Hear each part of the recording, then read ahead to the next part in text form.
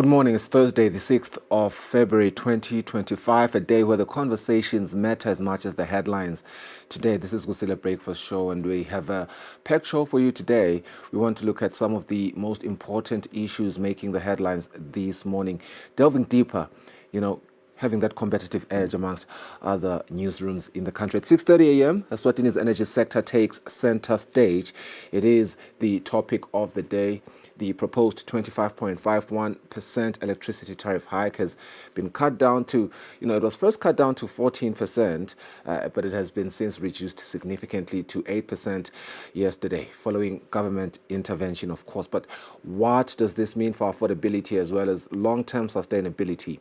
And on the international front, Eswatini has also reaffirmed its commitment to universal electricity access by 2030. We saw that a week and a half ago when the DPM was representing His Majesty at the Energy Summit. I want to get into all those nitty-gritty, some of the pronouncements that were made there that speak to also this tariff hike that we are experiencing, this 8% starting to make a bit of sense when we juxtapose it with what has been pronounced as Eswatini strides as well as ambitions towards universal access around electricity, and as well as the power grid developments that are happening for power in Eswatini.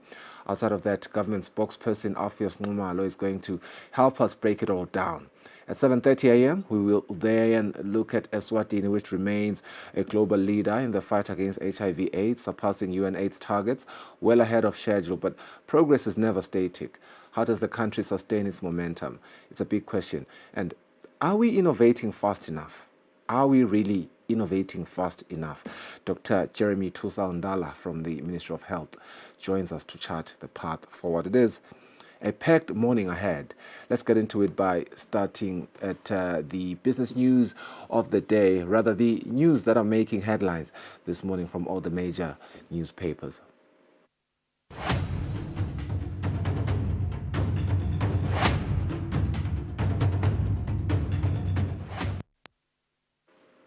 Big story is, of course, the relief around tariff hikes. That is the big story making the headlines in the Times of Eswatini this morning. Tariff hike cut to 8%. Excessively expensive service, as good as none. According to Prince Lonkokela, the Minister for Natural Resources and Energy. That is an excerpt from his speech, or rather his remarks, when he made the new proposal, which is 8%. And consumers welcome move, but call for a parastatus probe. Tuswa, it's a political game. Economists warns a load of load shedding. On another one, Mo's driver killed in truck and Kumbi crash. A Mozambican driver of this truck that we see on this graphic died after being trapped in the wreckage for 4 hours as emergency services worked to recover his body. This was after he lost control of it and collided with another truck and a Kumbi while descending the hill along the Lukula-Sitegi Road yesterday. Another story, task team exposes 7 key UNESWA flows, and Inyanga stumbles upon man's body in forest. And the last one, DD suspect steals over 8,000 emalangeni at police station. We go to the back end of this publication. We look at the leading sports headlines. Following Bath's scrappy win, Birds drop to 6th. Armyside beat Ezulwini 2-1 to sink Swallows deeper. And Capital City Giants now outside top 5. Another one, Leopard Block Juniors SA Premiership move. It has been revealed the Premier League log leaders Royal Leopard midfielder Maestro Junior Makakula's potential move to the Betway Premiership side, Sekhukhune United, has been stalled due to his ongoing probation with the Royal Eswatini Police Service. On another one, no end in sight to Royal AMS. That is a story developing in KZN Durban, while the Premier Soccer League confirmed dates and venues for the Nedbank Cup last 16 on Tuesday. The situation is beleaguered. Royal AM seems to have taken a turn for the worse. But then look at Tiger Beast, who have been suspended. The reigning MTN Premier League Player of the Season, Tiger Dlamini, is among 3 players that have been sidelined for this weekend's action in the MTN Premier League. And Sundowns win derby. Moving along to the Eswatini Observer. This is the front page. Government reduces tariff hike. Big story. Government considered public complaints on recently approved electricity tariff hike. And the tariff has then been slashed from 14% to 8%. Another fatal truck accident. Another truck which was transporting cement from Mozambique overturned at Kafuteni.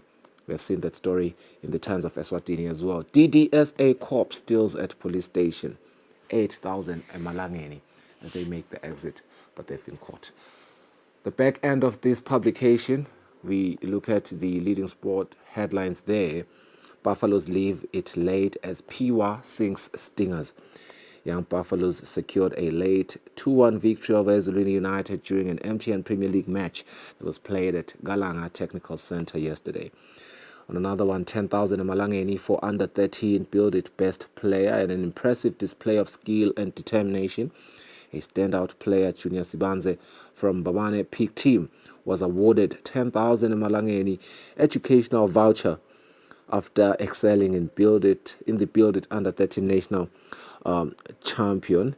That is his photo there, that under 13-year-old. That is his graphic there showing his face, that under 13-year-old who won the 10,000 emalangeni. On another one, Kozeni H20 hydrates Boo and Nzuku, makes history at Z Sports Academy. Ezric reaffirms 15-year partnership with ENDA. Moving along to the Eswatini Daily News, these are the leading stories. The big story, electricity tariff relief. Government slashes hike to 8%. Minister of Natural Resources and Energy, Prince Lonko Kela, has announced that electricity tariffs will increase by an average of 8% for the 2025-2026 financial year and 7% for the 2026-2027 financial year, following government's intervention to cushion consumers from the higher increases of 14% that was initially approved by the Eswatini Energy Regulatory Authority. On another one, King's speech brings hope to exponent investors. And in the University of Eswatini, Council's oversight failures leave UNESCO vulnerable. Moving over to the sports headlines of this publication, all eyes on quarterfinals draw. This is Ingwenyama Cup. Tension will be palpable as the quarterfinal draw for the richest tournament in the country, the Ingwenyama Cup, is conducted on Thursday night at SMVAF Boardroom. That is tonight. Another one, Bull secures 2 sponsorships, and ex-Pirate star expressed delight over joining Wolves. Let's go for a net break. Since we have looked at the leading headlines in our major newspapers, we return with our local news in our indigenous language.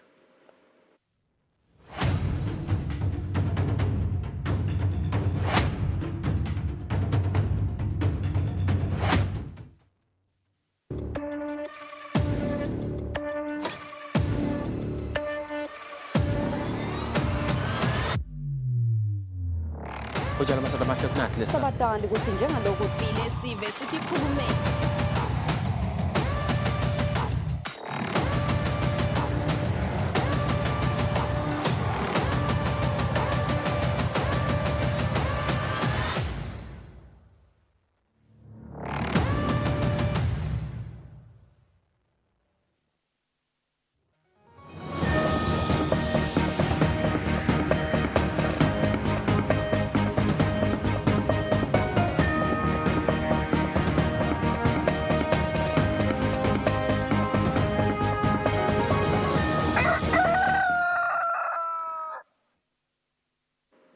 Nabakosilenhleni nebelu hlangana kangwane sibona ukuthi solonhleli nathi eluhlelweni Kusile breakfast show lomhla ekseni kungilesine sifuna kubuka nathi indaba desiswati.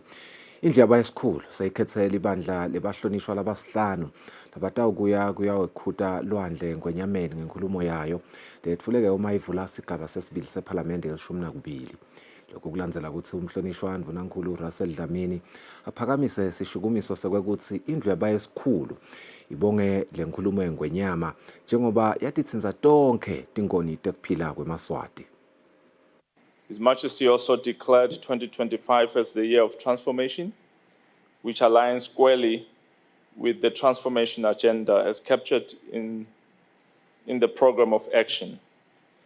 As His Majesty's government, we also will ensure that we drive this transformation agenda, taking into consideration the key aspects of the speech from the throne. Parliament also has a pivotal role to play in this regard. His Majesty acknowledged Parliament's dedication to fostering excellence through vibrant debates, active presence, and serving the people, whilst also producing relevant legislation that seeks to uplift Eswatini and their socio-economic status. The King further made an important call to Parliament to strengthen citizen engagement and ensure that the public is fully involved in the legislative process. He touched on the important issue of the welfare of the elderly and other vulnerable groups in society, emphasizing that the focus should be given to these groups, ensuring that their basic needs are met. Ngamuva kokuthi umhlonishwa Ndvunankhulu Russell Dlamini ethule isishukumiso sakhe, umcondzisi wetinkulumo umhlonishwa Jabulani Mabuza ubese uvumela emalunga ukuthi asidzingidze lesishukumiso. Ngumsebenzi nje wekwendlulisa kubonga ku-head of state bahlonishwa kafishane. Kangange ukuthi mhlawumbe singafisa nekukhuluma sonke endlini, kepha-ke lama-standing orders ayagayida njalo ukuthi singeci enombolweni yabahlonishwa labasithupha. So kubeteke umhlonishwa lova buhlungu ukuthi awangisalitholanga lithuba kanze ngcenye bengisukumile. Imbobo emhlaba Mr Speaker ikhulume kwacaca ukuthi nizaba i-service delivery sinemthwalo siyiParliament mase ngihulumende ukuthi siyibeke embili. Uthe kunene ema-services asiwasonzete kubantu. Sitawuvele sene njalo Mr Speaker waphindwa wathi kunene sithi sebentu embuso noma singama-public servants asibonakale siseva labantu lesithunywe sisibaseve bangazikhothami labantu Mr Speaker. Ekugcineni nasesenda lo mthandazo sasisho kona lokuthi letinengi taletinto we cannot be able to do siyiParliament without God's presence. Ngifuna nje kubonga kakhulu engwenyameni yeMaswati kunetingoni letiningi leyatithinza education wise yathinza lokuningi. It is my prayer ukuthi nangemambala ngoba nayikhuluma ingwenyama yaku involve ukuthi ka education kufanele sithole bantu labaqeqeshekile ukuthi bangakhona ukuthi basimamise umnotho wale live. Emalunga alendlu lakhethwe ukuthi ayobonga engwenyameni kube ngumhlonishwa uMthanenkosi Lindani, umhlonishwa Michael Masilela wakalobamba, umhlonishwa Lomalanga Dlamini wasemangqongqo, umhlonishwa babesikhulu Ngalonkulu kanye nomhlonishwa Sifiso Shabalala waseDokodweni. Etindzabeni ngombongo Dube, Smuva Shongwe naBongani Masuku kalobamba. Indvunalitiko letemcebo waphansi nemandla umhlonishwa Mthanenkosi Lonkhokhela somemetele kwehla kwentengo yagesi ngamaphesenti langu-8 kumnyaka wa 2025-2026. Lokhu kulandzela sinqumo lesikhishwe ngumlawuli wemandla iESERA ngemsombuluko lebekusimemetelo ke sekunyusa intengo yagesi nga-14.7%. Ngemuva kwesinqumo lesithethwe ngumlawuli wemandla kuleli iESERA ngemsombuluko sekunyusa intengo yagesi nga-14.7% kumnyaka wetimali wa 2025-2026 nanga 10.9% kumnyaka wa 2026-2027. Hulumende ngekuva tikhalo letivetwe sive kanye nemabhizinisi ubese uhlala phasi uyasibukisisa lesinqumo semlawuli. Uthi tehulumende ke cha lenkuliso lena uyayehlisa kancane kwekuthi mane sive seMaswati nemabhizinisi abambiseke kuthi ngalo 25-26 kushothi inkuliso yagezi itakwehla kulo 14% ibe 8% in average bese kuthi kulomnyaka lotako nga 2026-27 iba 7%. Siyacela nje ukuthi labo private companies lebonakala ukuthi ba-producer bakha gesi batawuchubeka bacela ukuthi bachubeke masinyane vele bakhe gesi la ekhaya. Sinenhlanhla vele ngoba sebakhona lese bavele baqalile nalo kwakha vele babekele titini naye iEC uqalile lapha emaguga ubeka stini kungeta kuye gesi. Tinhlangano tetisebenti kuleli setidvumise uhulumende ngalesinqumo lasasithethe kule ndzaba yagesi. Sinako ke lokuthi bo 8% nabo vele basetulu kodwa siyakunaka kakhulu lokuthi kubuyeketiwe kulama percent lebekasetulu lebekakhishwe ngilo regulator. Kusilethela lapha ekuthenini mhlambeni kungafuna ukuthi sisive sikhone kwathi kahle le process lokuthi ngabe vele iyithini le nqubo leyigcine ifike lapha ekuthenini kubuyeketwa kanjani letindlela. Hulumende ngikubambisa sive utawuhlangana nenkampani yagesi iEC kutama kubuketa ukuthi sivaleka kanjani lesikhala semali lebe batayitfola kulesinqumo besikhona. Kanti hulumende ufise ukuthi nakafika umnyaka wa 2030 live la Kangwane libe selingawuthenga igesi ngephandle kepha akhicitwa kuleli. Etindzabeni teSwatini TV kubika Sethabile Mamba Anathemba Shabangu ezulwini. So wetfuliwe umbiko lophelele ngesimo senyuvesi yakuleli. Lo mbiko wetfulwe indvuna yelitiko letemfundvo uhlonishwa owenqimalo uveta kutsi inyuvesi yakuleli idla bhadiseta imali kwanganakekeleki kahle takhiwo kanye nenhlala kahle yebafundzi. Indvuna ikuvete lokhu emhlanganweni nebetindzaba emahhovisini alelitiko eMbabane. Nzela ukuthi indvuna yelitiko letemfundvo ibeke libandla lelitawuphenya imbangela yetinkinga letibhekene nenyuvesi yaKangwane iUNESWA. Lelibandla selethule umbiko ngesimo lesikhanzile kule nyuvesi. Ikhulumana ithula lo mbiko indvuna yelitiko letemfundvo umhlonishwa owenqimalo ibeke kanje. Kwecala ke lesikutholile sitholile ukuthi abuholi ngathi akusibo lokucinile e-university. Kune ineffective governance and leadership. Kude ke buholi lobucinile. Tholakele ukuthi bayayisebenzisa le PU Act baphinde futhi basebenzise nale act yabo lapha nje basasebenzisa lokho sengidaweni nabo ngale lwimi lethu kubonakele nje lokunye lekungema examples tinodabo ma leave days. Lokungikhuluma njena kune bill yabo close to 1 million lesetafuleni nase university. One of lama staff members lafuna kusabhadalwa. Ema good practices ke bekunene ayasho lokuthi ufuna uhambe phela uye leave. Ungabe usuhlala emalanga lamadze kangaka. Lokunye lesikutholako lapha kunetindlu letikhona sengenda nje tibekiswe ma examples. Kunetindlu letakhelwe e-university lethe Cotsville. Letindlu leto siyabekisa nje atisetshenziswa. Kepha na-ke kuyaklenywa labo bo housing allowance 20%.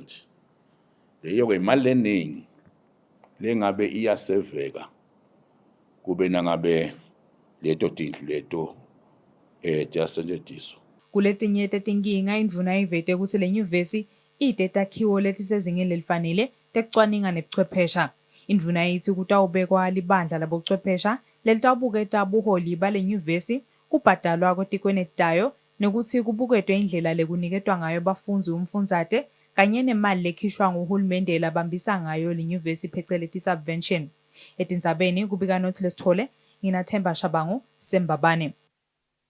Indvuna yelitiko letemfundvo umhlonishwa owenqimalo ngakulokunye sekhute ngelivi lelicinile umkhuba wabo thishela nhloko labacosha abantwana esikolweni ngenxa yokuthi abakabhadali ema deposit.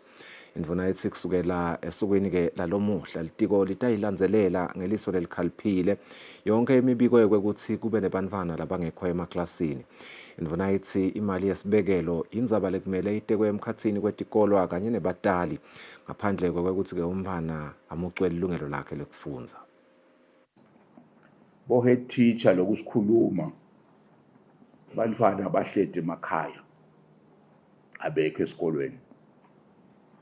Bo head teacher babahambisile. DPM uyifakile imali, uyayibhadala imali yema overseas, wafaka abo deposit last time, uyachubeka uyabhadala. Kepha nakuthiwa lo mfana uyi-OVC kusho ukuthi lo mfana ude umdali akakhoni. Abakhumbule phela abo head teacher lokuthi baceliwe ukuthi abayomanage letikolo. Tikolo ti-under tiko ti-under hulumende.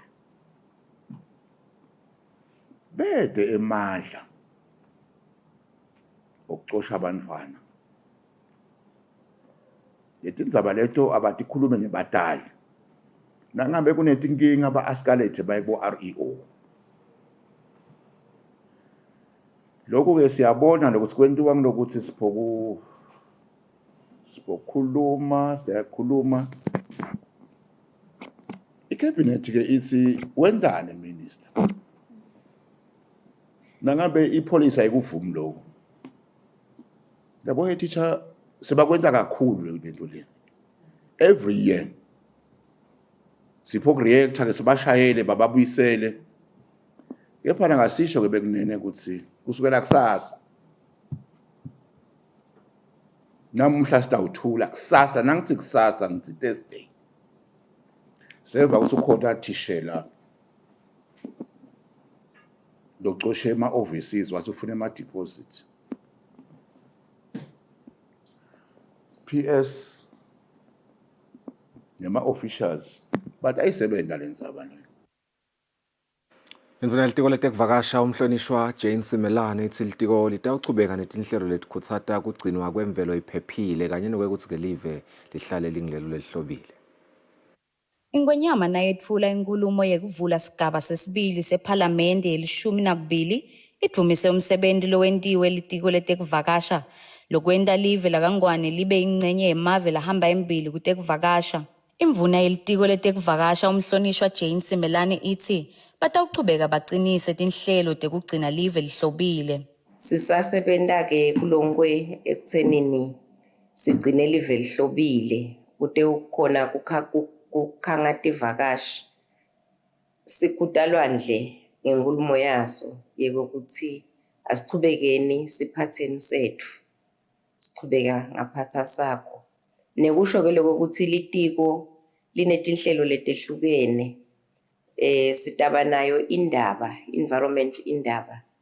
La kutabe kuhlangene khona ema-stakeholders. Sikhulumisana ngokuthi kusukela nyalo senda njani ekuthenini siphumeni umkhankaso wekwenta siciniseko sekuthi emaplastiki vele ayaphela eveni. Sitayisebenta kanjani lenzaba sichubeka nayo. Nekusho nje lokuthi le pollution inengi asibuke emaplastiki odvana sibuka naletinye tingoni tekungcola kwe-environment nekuhlukubeteka kwelivadvazi.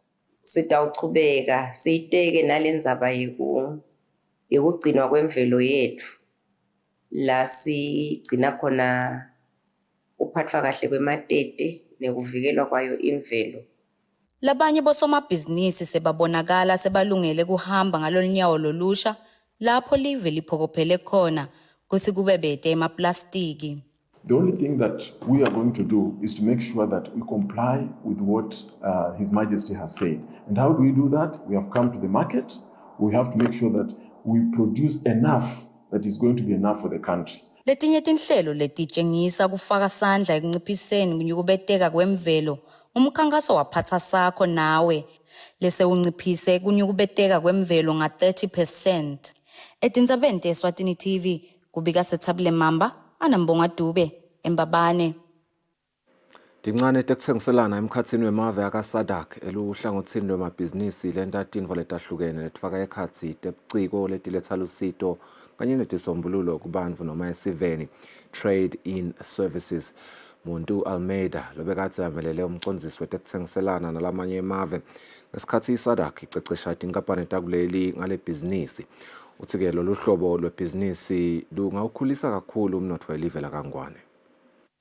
Sinakile ukuthi ema sectors ema services la cishe la contributor kakhulu emnothweni welive ngula fanana nabo travel, tourism, netekuvakashelana ne transport. So uyabona ukuthi ngulama sectors nangala traditional and sinakile nalokuthi le contribution yalama services ku economy yincane emave lesi trader nawo kakhulu kule sector ema services kule region yakaSADC kubonakala ngazuthi mathathu mavela afaka ekhathi bomakhelwane bethu South Africa, iMozambique neTanzania. So sifuna ke ukukhuthata abosomabhizinisi bethu ukuthi bakunake lokhu sitokhona loku diversify sikhulele nakulalamanye ema services lafanana nabo financial services bo information and technology bo communication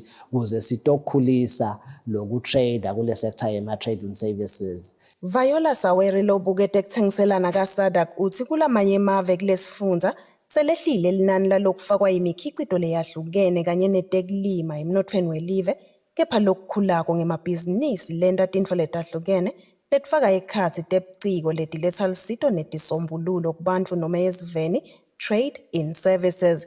In SADC, what we have observed, we see more and more countries are now losing the contribution of manufacturing, agriculture into their national economies. Ukutsata eMaswati kuthi alukhuthalele lolu hlangothi lwebhizinisi. Uyachaza ukuthi emabhizinisi langendiwa afaka ekhathi kwenda ema-applications etemishwalense, temfundvo kanye netemphilo kulokunye njengobe emave akaSADC kanye nelivikati le-Afrika kudzinga kakhulu kulesikhathi lapho khona umhlaba so usebentisa kakhulu tebuciko. Inhlangano yakaSADC yethembisile kwekuthi itawulesekela leSwatini lisabuka ukuthi lingatikhulisa kanjani tekuthengiselana kulolu hlangothi. Etindzabeni teSwatini TV kubika Nelson Dlangamandla nginavuma inkosi Nzinisa ezulwini. Bangu 198 bosomabhizinisi lase bafakwe emabhukwini alabo labangabhadali kahle blacklisted ngaphansi kwesikhwama sekusita abantu labasha Youth Enterprise Revolving Fund. Umphathi walesikhwama Amandla Nkambule uthi kufika kulesigaba kusinqumo sekugcina labasithathako ngemuva ke kokubakhulumisa labo somabhizinisi kanti ke labanye babo basuke banawo emandla ekubhadala lesikweleti. The total is 198 young people which we have since blacklisted, amounting to 9.6 million out of a portfolio at 22 million. You can say it's very, very high. Umphathi we-Youth Fund uthi laba labafakwe emabhukwini labangabhadali kahle bagweleta imali leng-9.6 million emalangeni, emalini lengu-22 million emalangeni lekhokhwe ngilesikhwama kusita emabhizinisi. Uyachaza ukuthi baconza kahle ukuthi kukhona labaphazamiswa kubhedvuka kwemkhuhlane i-COVID-19 kanti basachubeka nekubuka indlela yekubesekela. Uthi lamanye emabhizinisi aphazamiseka nakunemsindvo yeveni ngeminyaka wanga-2021. Uthi benda yonke imetamo kubafundzisa bosomabhizinisi ngendlela yekuchuba emabhizinisi abo futhi bayaticinisa tinhlelo tabo kuloko. Inhlangano yebantfu labasha i-Eswatini National Youth Council ithi nayo iyayenda imetamo kusita abantu labasha ngendlela lengiyo yekuchuba ibhizinisi lokufaka ekhatsi kubhadala kahle kwelete. Tinhlelo ke lesiba nato tifaka ekhathi bo mindset change kusita labantu labasha kokuthi imikhiba lethite lesithi noma phecelede ama habits ekokuthi babe ngilaba nale fee noma babe ngilaba decide nje kokuthi bangasabhadali ma loans. Sizame lokuthi sibasite ukuconza kahle kokuthi kusi business ichubeke kahle badzinga kuba one ne credit history le kahle. Bato khona phela ukuchubekela lamanye lababolekisa imali kumbe ngase bafuna kundlondlobalisa lamabhizinisi abo. Umphathi we-Youth Enterprise Revolving Fund uthi lizinga lekubhadalwa kwetikweleti kulesikhwama selikhulile njengoba lingetulu kwa-50% nalicathaniswa nesikhathi lesengcile lapho khona beliku-18%. Etindzabeni teSwatini TV kubika Nelsiwe Ndlangamandla, nginavuma Inkosi Nzinisa, eMbabane.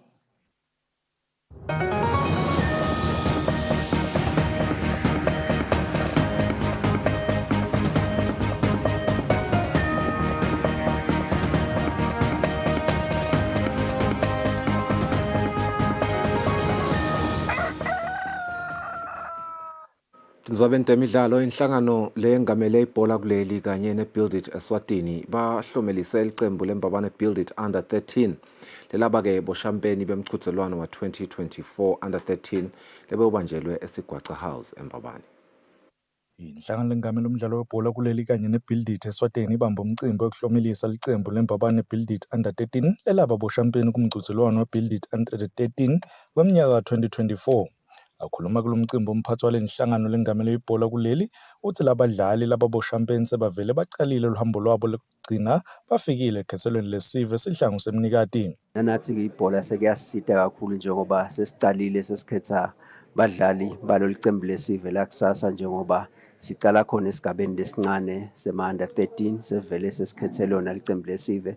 Lesitalithatha-ke siliceceshe silakhe lize lifike ezingeni lapho sebatawufika nasecenjini lelikhulu lesive esihlangu.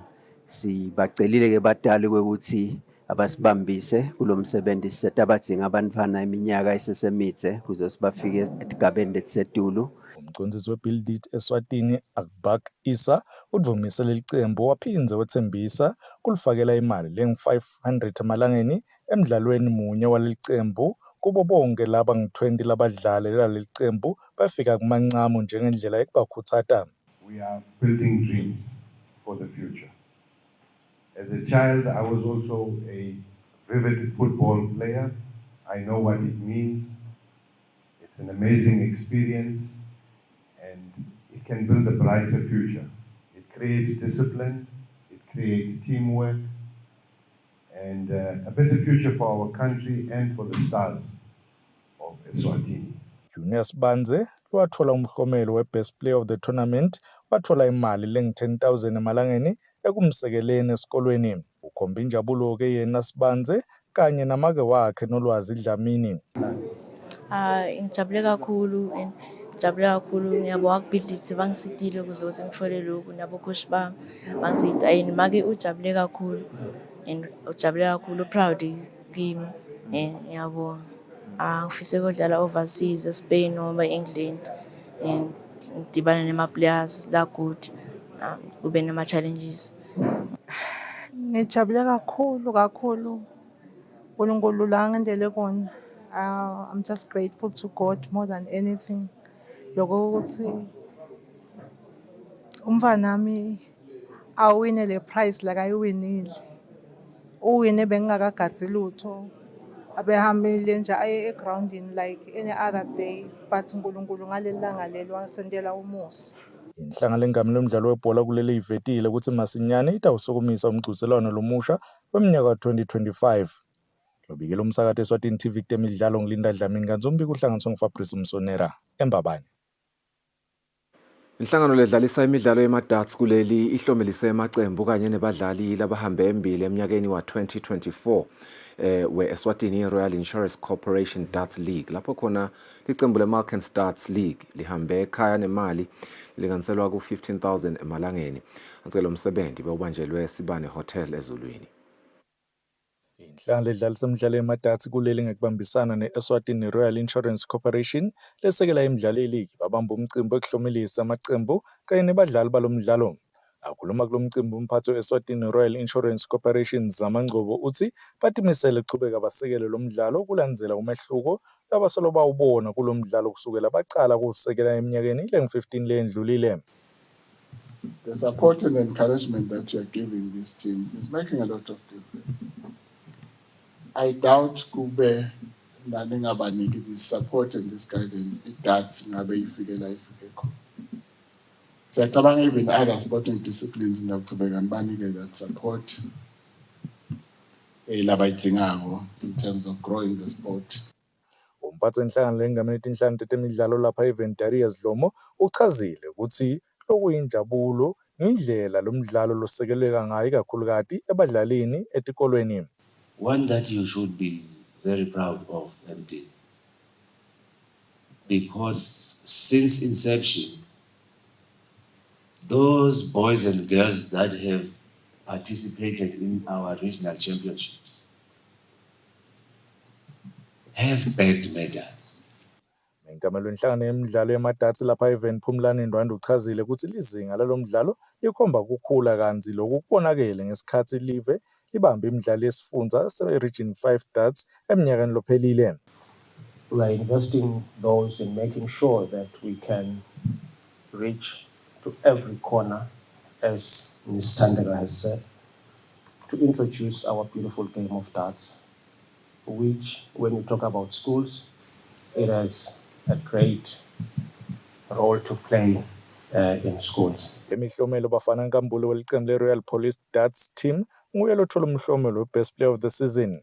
Malkens Darts Team ngibo boshampiyoni balomnyaka kanzi bahambe ekhaya nemali engu-15,000 emalangeni. Green Spears yase-Big Bend ibe ensenzaweni yesibili kanzi yona ithole imali engu-10,000 emalangeni. Green Arrows ibe senzaweni yesithathu kanzi yona ithole imali engu-8,000 emalangeni.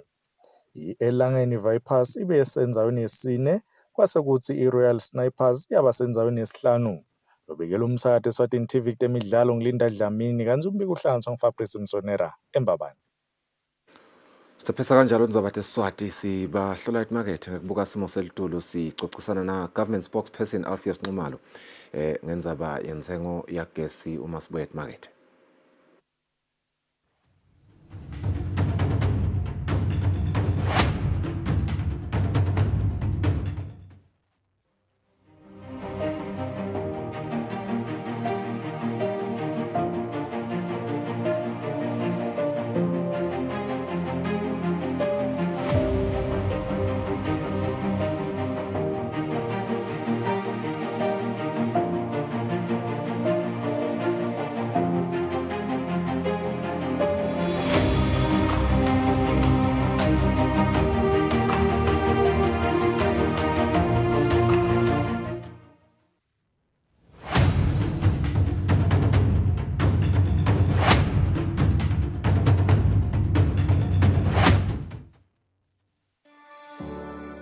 Eswatini TV has signed a code of conduct that is enforced by the Eswatini Communications Commission. We are committed to reporting news that is accurate, comment that is fair, and programming that does not amount to hate speech or the description of gratuitous violence or explicit sex. For any complaints of our programming, please contact us on 2411-9600 or email info@eswatinitv.co.za. You can also contact the Eswatini Communications Commission on 2406-7000 or write a letter to ECCOM on PO Box 7811 Mbabane. Email address is info@ecom.org.za.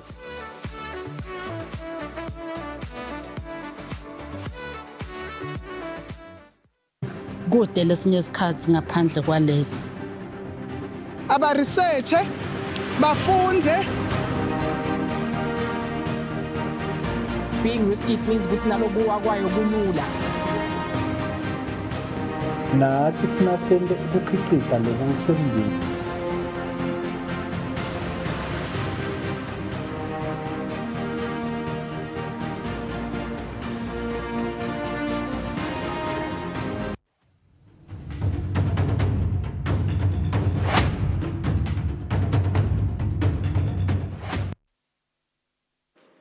39 minutes after 6. Welcome back. You're still watching Kusile Breakfast Show. This is the Thursday edition. We are going to get into a conversation that is of critical importance this morning as we look at the headlines that matter. In recent months, we have seen the Eswatini's energy sector that has been at the forefront of national discourse. Of course, the Eswatini Electricity Company initially proposed a 25.51% tariff increase for the 2025-2026 financial year, aiming to meet a revenue requirement of 4.2 billion emalangeni. Now, following public consultations that were then made, because government intervened and said, you know what, let's have consultations to hear the voices of the nation, of the people that are the consumers of power in Eswatini. Now, a proposal was revised, and it was revised to 14.12%. However, recognizing the potential financial strain on citizens, once again, government intervened yesterday. We heard the news that broke around lunchtime, further reducing the increase to 8%. This intervention underscoring the government's commitment to ensuring that electricity remains affordable for all eMaswati, acknowledging it as a basic necessity. Now, the EEC, as a parastatal entity, plays a pivotal role in cushioning citizens from exorbitant pricing while striving for financial sustainability. And, you know, it also validates why there was a lot of eyebrows that were raised and eyes that were widely opened with the initial proposals. On the initial stage, just recently, Eswatini has been, seen demonstrating its dedication to energy self-sufficiency at the recent Mission 300 Africa Energy Summit in Tanzania, where the DPM Kusile highlighted the nation's remarkable progress, noting an increase in electricity coverage from 5% in 2002 to 88% this year, 2024. She also reaffirmed Eswatini's commitment to achieving universal energy access by the year 2030. Let's delve deeper into all these developments, as well as government's role in ensuring affordable energy. Alpheus Ngumalo joins us. He is the government spokesperson. Always lovely to have you on the show, Mguni. A very, very good morning to you. Thank you so much for always honoring our invites to discuss these timely and critical conversations of national importance. Maybe we can start by looking at government's intervention in these tariff adjustments. The EEC initially proposed 25.51%, which was subsequently reduced to 14.12% after consultations. Can you elaborate on the government's decision that we have seen recently to further reduce to 8%? What were the primary considerations behind this intervention? Good morning, and to your viewers. Probably the best starting point will be to, of course, remind eMaswati that the Ngundla system of government is people-centered governments, which means basically that government prioritizes the needs of the people, especially those that are considered as basic for their livelihoods. This process has been a long process indeed, and there is a lot that have gone behind the scenes, so that at the end of the day, we had the announcement, which was rightfully made by His Royal Highness Princess Longokelo, the minister responsible for natural resources and energy in the country. Well, to begin with, the minister was concerned from the onset when he heard that the tariffs are standing at 14%, and he took it upon himself to engage with the management of EEC and many other stakeholders, including consulting His Excellency the Prime Minister. And we would want to sound our deep appreciation to all the parties that were involved in the negotiations, which resulted in reducing the tariffs, spearheaded by the Minister of Natural Resources himself, Prince Longokelo, and the management and board of directors and workers of EEC. And of course, His Excellency the Prime Minister, who have given direction and of course endorsed the proposed new tariff capping. We are very thankful for the commitment they have shown, and they have demonstrated their commitment to the welfare of eMaswati in their entirety. And of course, Mnguni, you will remember that His Majesty emphasized during the speech from the throne that by 2030, this country should have electricity in all corners of the kingdom. And the Minister of Natural Resources captured it very well yesterday when he pointed out that services that are excessively expensive to the ordinary Swati are as good as being not provided at all. And we like the spirit of cooperation that have gone into all this.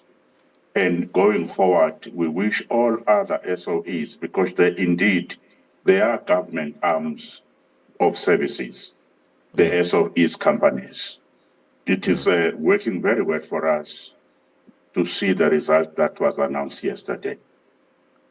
Absolutely. Mnguni, you know what, as you allude to what the king highlighted on his speech from the throne with regards to universal access by the year 2030, it's worth, again, mentioning how we have leapfrogged as the country from 5% in 2002 to 88% in 2024. Again, validating the viability and how plausible it is really that in 2030 we will indeed have universal access. But there is that question around balancing financial sustainability and public welfare.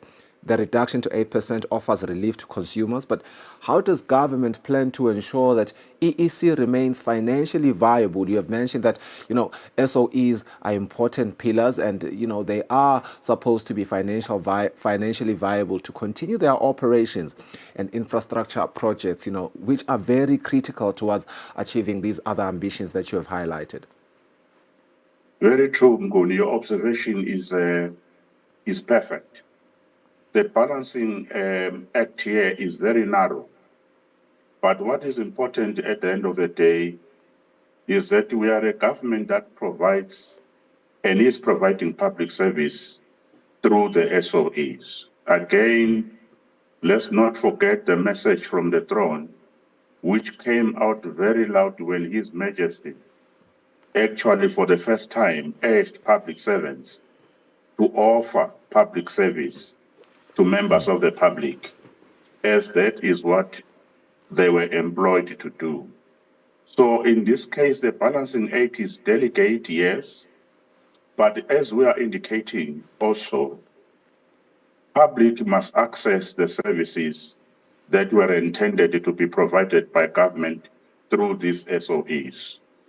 So government owns EEC, government through the Ministry of Natural Resources is going to chart this path together as EEC is stabilizing economically and financially, especially with their ambition to embark on more major projects in terms of ensuring that we create infrastructure that will be able to generate our own power in the country.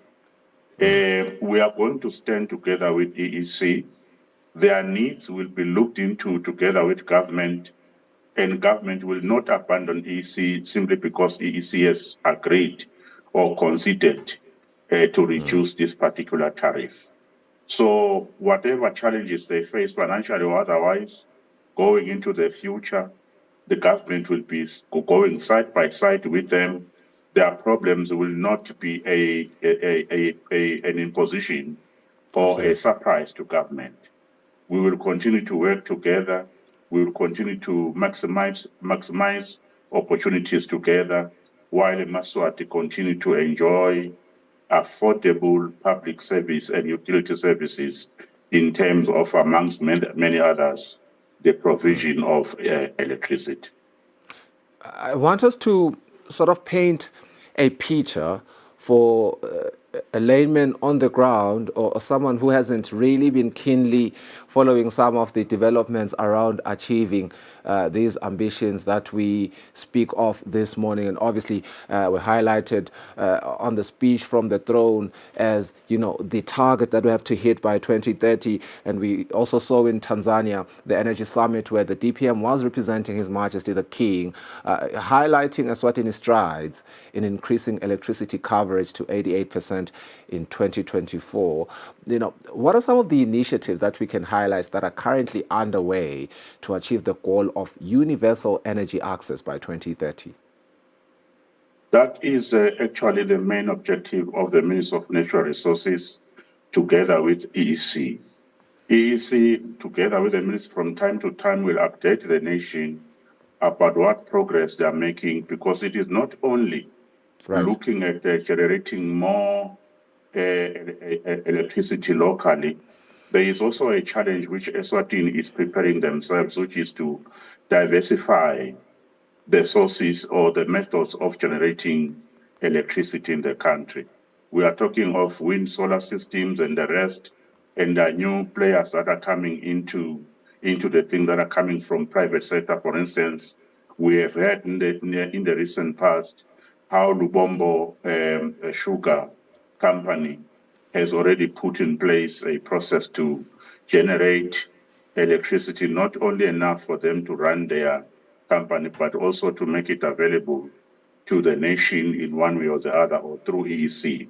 So the country is committed to self-reliance, and yes, you can also witness to with other projects, such as the strategic oil reserve. We want to be self-reliant. We don't want to be taken by surprise when critical services like these ones get challenges in the countries from where we source them. So this is a commitment that the country have actually undertaken, and the resources are being mobilized both at companies level and at government level to ensure that by 2030, almost all these targeted projects are realized, or at least everything would have been done which is within the capacity and capabilities of those companies and government in partnership. Thank you, Mguni, for that one. I appreciate it so much because, one of the things we follow keenly even in the newsroom, some of these developments that we have seen. Recently, we did see the Just Energy Transition program, with the partnership with UNDP to foster partnerships with the private sector for environmental stewardship, as well as that collaboration that is very key with other players. But there are other projects as well that you have just mentioned, the Edwaleni Solar Power Station, Lavumisa Solar PV Park, Eswatini Master Energy Plan. All of them, hopefully, by the time that they are fully, implemented and they have reached their final stage, we can come back and rejoice and just look back at where we have come from. But electricity is a basic need. I think that is something that we all agree on. But given that it is a basic necessity, how does government justify any tariff increases? That has been the burning question outside. And what measures are in place to ensure that vulnerable populations are protected from potential price hikes? The intervention of the minister, by all intents and purposes, was a critical intervention at this stage. And one would have believed that a Maswati in the majority will really give credit where credit is due. The minister, together with EEC management and the board of directors, have worked very hard to ensure that the tariffs are manageable and the tariffs are affordable to the majority of Maswati.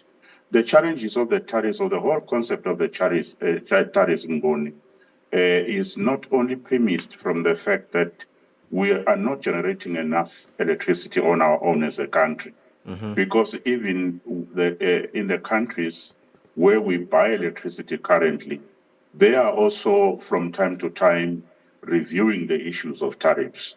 And I think in the Republic of South Africa, the unity that provides for electricity has been given 1.97% increase on tariffs.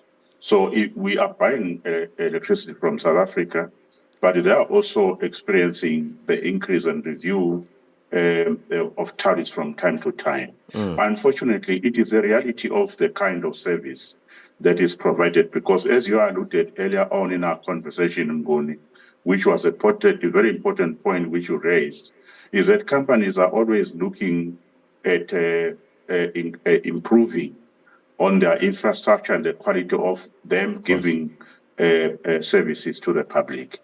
We are not looking to a situation where Maswati at some point will be subjected, for instance, to load shedding, for instance, because now we don't have or we don't afford to buy electricity in South Africa.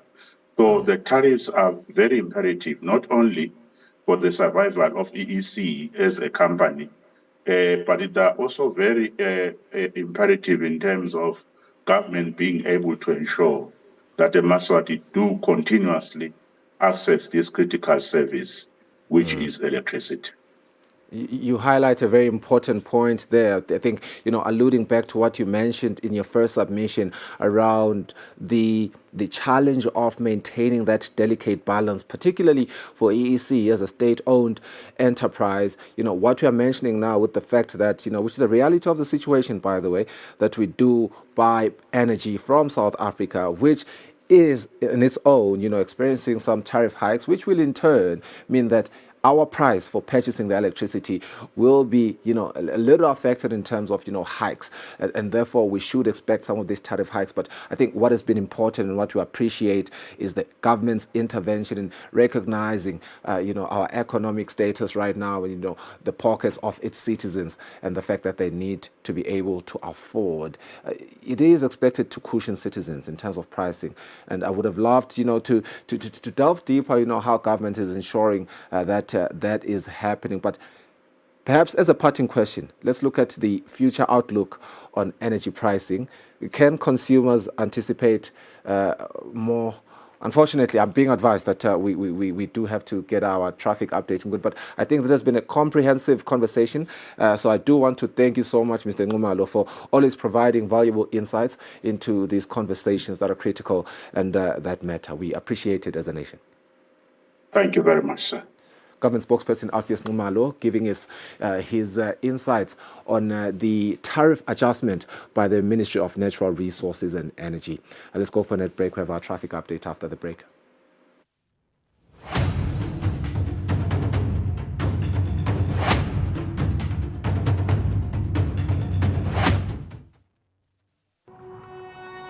When you choose your adventures, you do so with an open heart and a desire for the unexpected.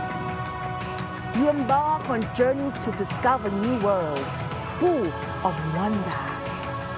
You choose a path to awaken your senses, a world to make you look up and realize just how inspiring this life can be. Arrive and awaken your heart. Explore life in ways only thought possible in your dreams. Discover just how far you'll go to expand your understanding of life's greatest mysteries. There's just one place on this planet with so much to offer. Now is the time for you to have the royal experience in the kingdom.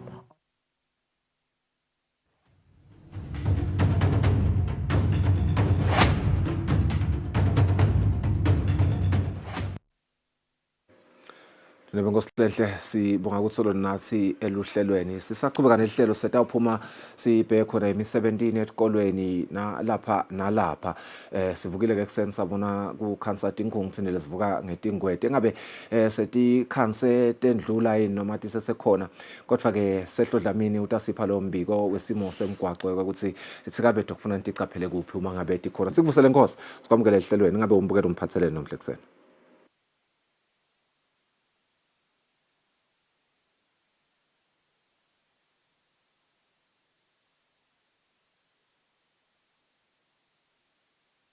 Mana nasehlo dlamini lo sipha umbiko wesimo semgwaqo ngathi ke sosilahlekele kodwa ke sisetama kuphinze sichumane naye sifuna nje ukubuka simo semgwaqo njeke nhlala enta lomhla ekseni lokho sigama lesingasho ukuthi sibaluleke kakhulu lapha ehlelwe njengoba siyakuxwayisa kona nawe ukuthi usaphuma usaya M17 kufuna ucaphele kuphi dithika bethu nangabe tikhona nekwekuthi nje sathi ukuthi ngilaba phephile sisive kuyasida lokho sisaya khona M17 sehlo dlamini sikuvusele Nkosi ngabe umbukeli lomuhla kumele acaphele kuphi uma ngabe kukhona la kufuna acaphele khona dithika bethu emigwaqweni.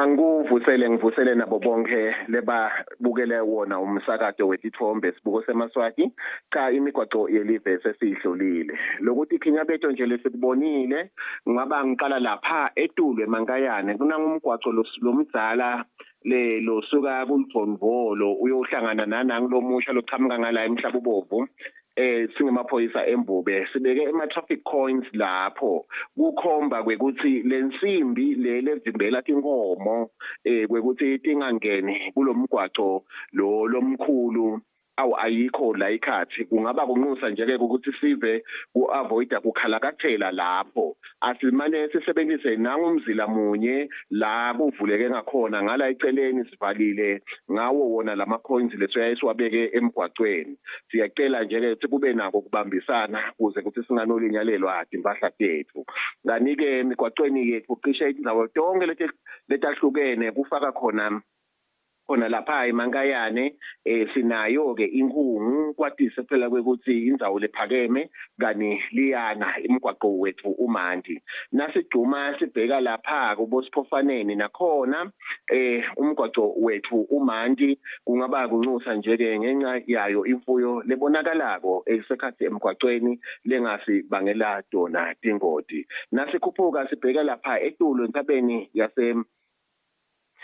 yakahlathi kumbonye yona inkungu kusuka lapha kubosalema esakeni inkungu vele imbonyile lapho kunxusa nje ukuthi silandzelane ngemigamo lovumelekile siphinde sikhanyise wona emalambu lamakhulu sito khona kubonana kanye nalapha nasibheka khona esipiki nakhona edolobheni nawukhuphuka khona nje ke sinayo inkungu siyofika yehle nathi kubo Rocklands nakhona ikhona kanye ke nala edolobheni lasembabane nakhona malagwane wethu umbonywe ngiyo phela inkungu nasingena ke ekhathe edolobheni lala kumalagwane lala embabane umgwaco yethu iManti tibane tiyasebenza kude letingasebenzi edolobheni la kumathapha nakhona tibane takhona temgwaco tiyasebenza ngaphandle kwaloko ukuthi nje ke umgwaco nawo uManti kwathi sekutilitulu liyana edolobheni la kaManzini lapha eStel House nasebenzisa namgwaco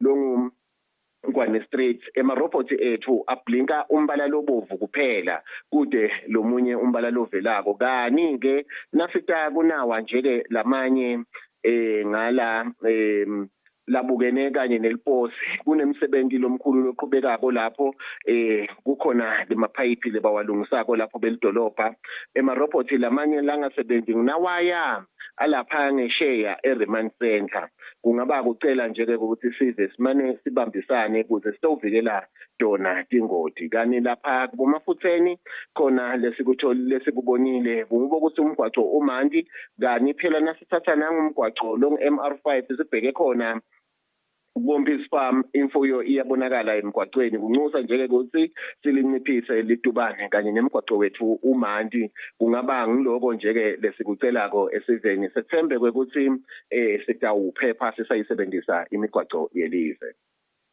Makhulu Nkosi Dlamini sethembe sive semaswati vele sitawuphepha sisebenzisa yona imigwaqo yelive nansi nifisela kuphepha ke ndawo umsebenzi lomcoka kakhulu nakangaka sibahlola netmarket emongosi sitabuya netindzaba tesingisi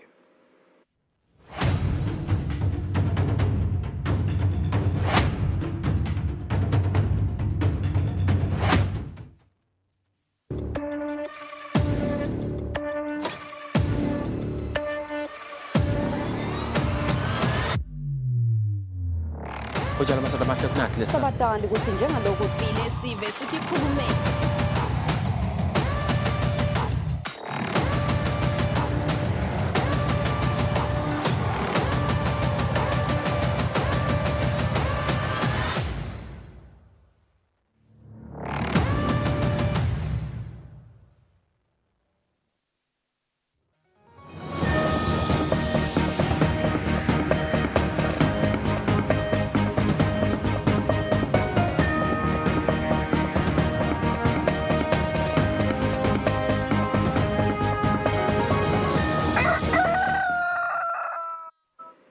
Welcome back to the program, Kusile Breakfast Show, the Thursday edition. This is our English News Bulletin. The House of Assembly has selected a 5-member committee to present a humble address to His Majesty King Mswati III in appreciation of the speech from the throne, which touched on critical needs of Emaswati and the aspirations of Sibaya.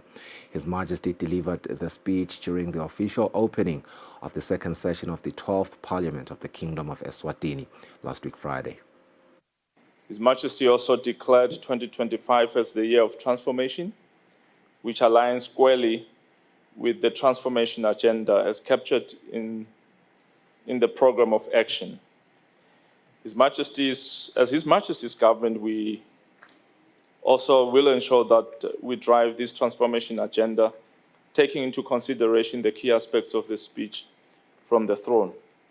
Parliament also has a pivotal role to play in this regard.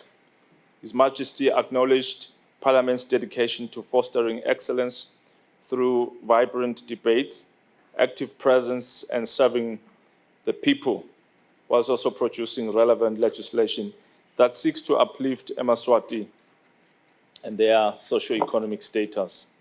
The King further made an important call to Parliament to strengthen citizen engagement and ensure that the public is fully involved in the legislative process. He touched on the important issue of the welfare of the elderly and other vulnerable groups in society, emphasizing that the focus should be given to these groups, ensuring that their basic needs are met. After the Honorable Prime Minister presented his motion, the Speaker of the House, Honorable Jabulani Mabuza, opened the floor for members of Parliament to debate the motion. Ngumsebenzi nje wekwendlulisa kubonga ku-head of state bahlonishwa kafishane kangange ukuthi mhlawumbe singafisa nekukhuluma sonke endlini kepha-ke lama-standing orders ayagayida njalo ukuthi singeci enombolweni yabahlonishwa labasithupha. So kubete-ke umhlonishwa lo vabuhlungu kokuthi awu angisalitholanga lithuba kanti engcenye bengisukumile. Imbobo emhlaba Mr Speaker ikhulume kwacaca ukuthi nizaba yi-service delivery sinemthwalo siyiparliament noma senguhulumende ukuthi siyibeke embili. Uthe kunene ema-services asiwasonzete kubantu. Sitawuvele sene njalo Mr Speaker waphinde wathi kunene sithi sebentu embuso noma sema-public servants asibonakale siseva labantu lesithunywe sisibaseve bangasikhothami labantu Mr Speaker. Ekugcineni nasesenda lo mthandazo sasisho kona lokuthi letinengi taletinto we cannot be able to do siyiparlamente without God's presence. Ngifuna nje kubonga kakhulu engwenyameni yeMaswati kunetingoni letiningi leyatithinza education wise yathinza lokuningi. It is my prayer ukuthi nangemambala ngoba nayikhuluma ingwenyama yaku involve ukuthi ka education kufanele sithole bantu labaqeqeshekile ukuthi bangakhona ukuthi basimamise umnotho wale live. Members of Parliament that were selected by the House to present the House's appreciation to His Majesty the King are Honorable Prince Lindani, Honorable Michael Masilela from Lobamba Inkundla, Honorable Lomalanga Dlamini from Mangcondo Inkundla, Honorable Chief Ngalongulu, and Honorable Sifiso Shabalala from Tokotweni Inkundla. Reporting, Mbongwa Dube, Smuva Shongwe, and Mbongan Masugu, Lobamba. The Honourable Minister for Natural Resources, Prince Lonkokela, has announced the decrease in electricity tariff hikes to 8% for the financial year 2025-2026. This follows the decision by the ESERA on Monday to set the electricity hike at 14.7%. After the announcement by the Eswatini Energy Regulatory Authority, ESERA, on Monday, that set the electricity tariff hike at 14.7 in the financial year 2025-2026 and 10.9 in the financial year 2026-2027. Government, after hearing the outcry of citizens and business owners, decided to review this decision. His Majesty's government, in her capacity as the sole shareholder of Electricity Company, EEC, intensely considered the impact of the approved tariff and resolved to explore measures to mitigate the electricity price shock, such as both businesses and individuals eMaswati are subjected to an average of 8% for the year 2025 and 2026, and 7% for 2026-27. To mitigate the future tariff hikes as a result of importing power, His Majesty's government will continue to support the new power generation initiatives and investment by independent power producers to ensure national security of supply. Workers' trade unions have applauded government's stand and decision on this matter. We very much congratulate the government for their immediate intervention on issues that are affecting the population. We may have to relook into the whole process of the tariff increases so that it becomes a very transparent process. Government will also have discussions with EEC to find a way to account for the percentages that were originally put. Also, the government has a goal to produce its own electricity and not import it by year 2030. Reporting for Eswatini TV News, I am Zatable Mamba, together with Temba Shabangu in Zulwini. Senate has applauded government for reviewing Eswatini's decision of increasing electricity tariffs by 14.7%. When Senate resumed with parliamentary business after the second session of the 12th Parliament was officially opened by His Majesty King Mswati III last week Friday, Senator Siphelele Mkhonto moved a motion where he was applauding government's decision to review Eswatini's decision of increasing electricity tariffs by 14.7%. Asikuphakamise sidimpunga sibonge kusebenta kwetindvuna tembuso sibonge kakhulu ingwenyama kuhulumende wekunene ukuthi inike i-guidance kule ndzaba lebeyibonakala ukuthi ingashisa live ingaba sihlava lesimatima lebe sekubonakala vele isigogolo lemakhaya shothi igezi sangasawuphindza amkhanyise mengameli sekutawukhanya likhandlela live shothi bese libuyela emuva mengameli la sililandze khona ukuthi live lonke phela alikhanye libe mhlophe ukukhombisa ukuthi sesiyathuthuka siyaphambili. Senators took turns in appreciating the government's decision on the electricity tariffs.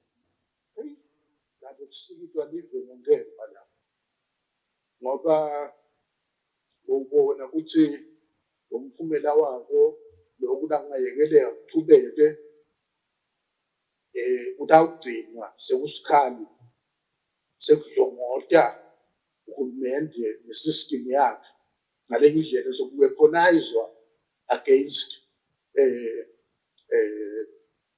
uhulumende nelive utepolitiki sithi awuzokusitakele ukuthi ukhawuleke lokho abe umuntu asasho njalo asabonga abuya athi ngoba ukuthi kusikita live ngengelo ngathi le into the doubts ibe basic elungwini ama-commodities la basic la vele abantu labaphila ngawo nakufika etinqumeni lethi njengaleti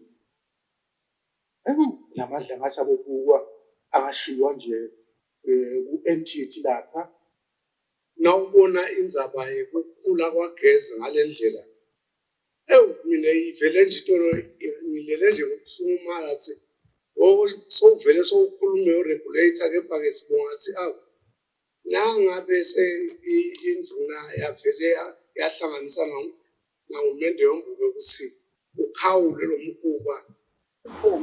Sibonga kakhulu lokwenziwe nguMinister we-Natural Resources kanye neCabinet yonke nelibandla lakhe lasebenza nalo Minister ukuthi asesule ledinyembede ngoba besebonakala ukuthi kuningi lokho kutawonakala emabhizinisi bekatawulimala emakhaya vele besesitawuhluleka nalokuthi sake sikhona lokukhanyisa. The House was adjourned until Thursday, the 6th of February at 10 a.m. Reporting for Eswatini TV News, I am Linton Kule in Parliament. The preliminary report on the state of affairs at the University of Eswatini has been released. The report, presented by the Minister of Education, Owen Ngumalo, reveals that the university has an unsustainable wage bill that relies heavily on subvention and insufficient ICT infrastructure. The minister disclosed this during a press briefing on Wednesday at the ministry's offices in Mbabane. The commissioning of a 12-member task team last year by the Minister of Education to investigate the challenges facing the University of Eswatini, the team has now released its preliminary report. The findings of the report detail the state of the university, citing poor financial management practices and strained external relations, among others. Honorable Minister of Education Oenqumalo presents the findings in this manner. The institution's governance, administrative efficiency, financial management, and academic standards.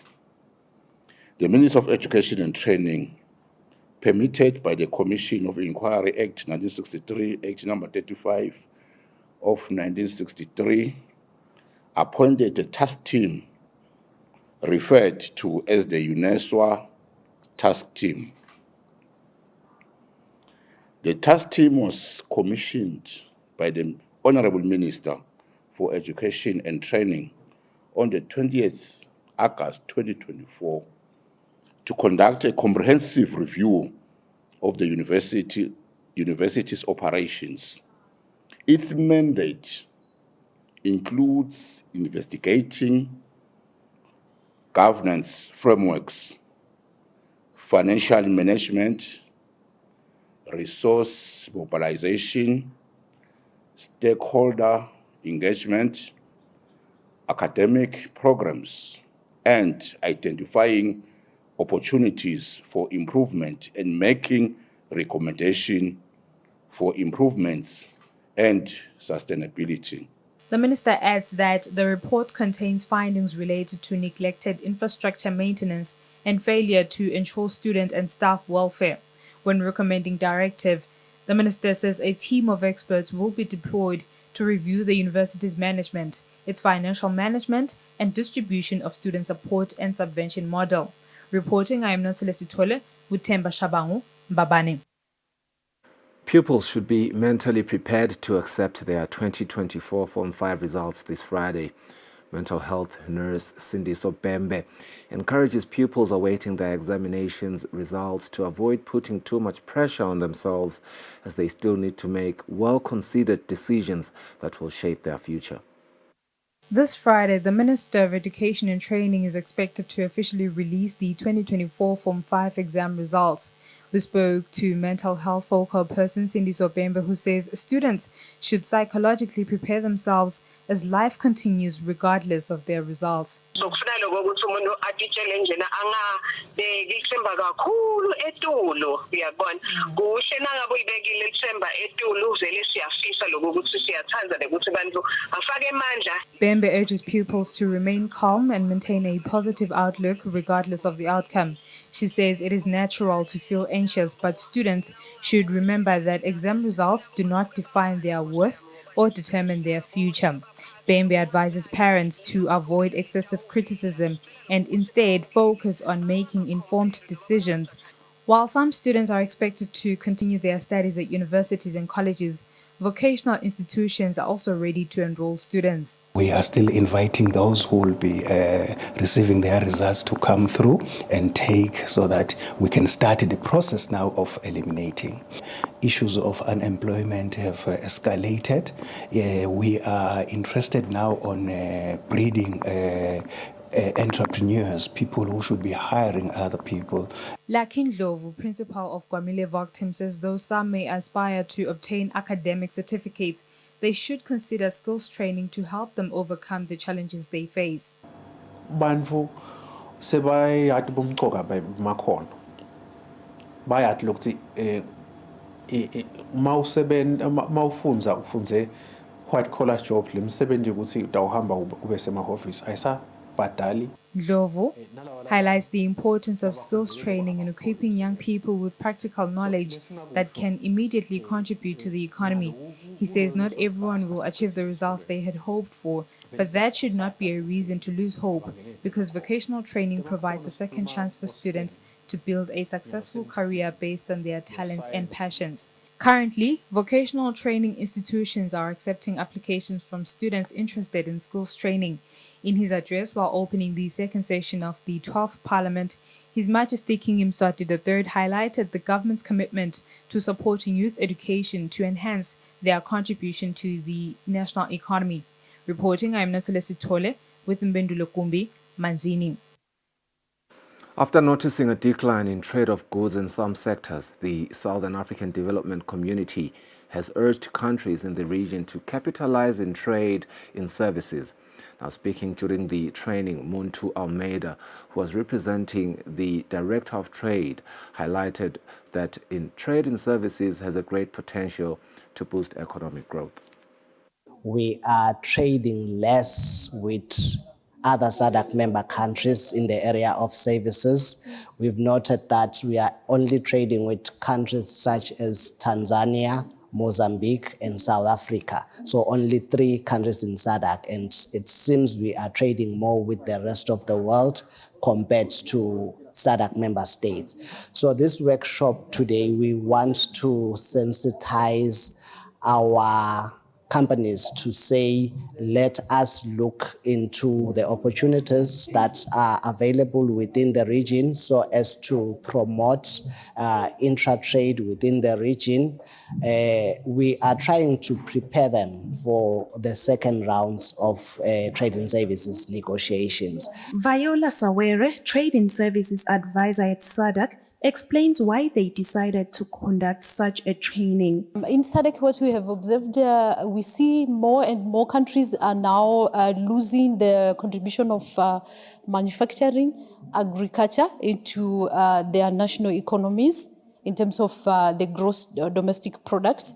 And when you observe where is the contribution coming more, increasingly it's coming from trading in services. We can sell our professional services. For example, you are an engineer, you are an architect, you are a medical doctor, you are a nurse.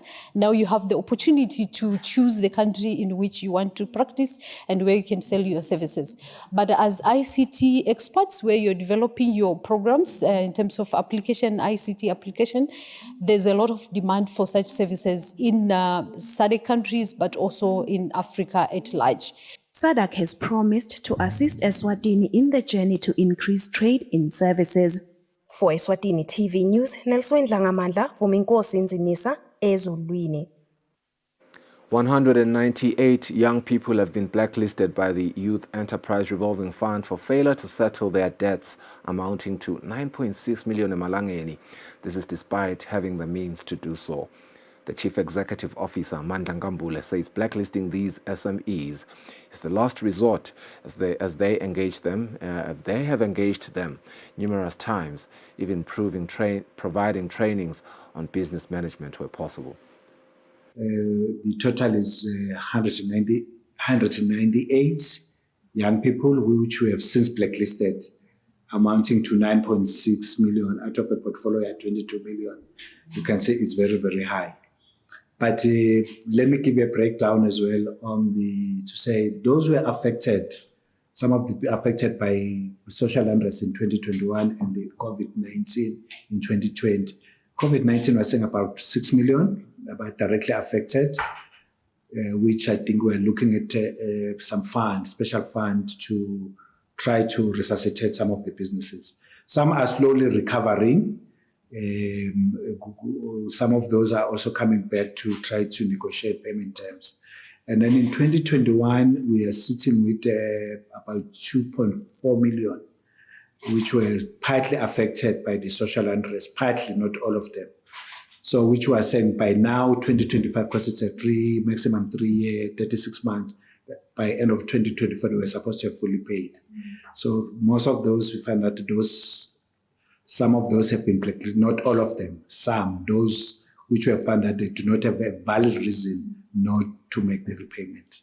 The communications officer at the Eswatini National Youth Council, Sibonga Gonke Dlamini, says they work with the revolving fund to provide financial education to young people in business. One of the things that we try to do, the efforts that the council does, is to engage young people on mindset change programs, where we try to get young people to understand that failure is part of the business process and the business entrepreneurial journey. The Chief Executive Officer of the Youth Enterprise Revolving Fund says more young people are showing interest in paying their loans, stating that the debt collection rate is currently above 50% from a very low 18%. For Eswatini TV News, Nelson Langamandla, Vuminkosi Nzinisa Mbabane.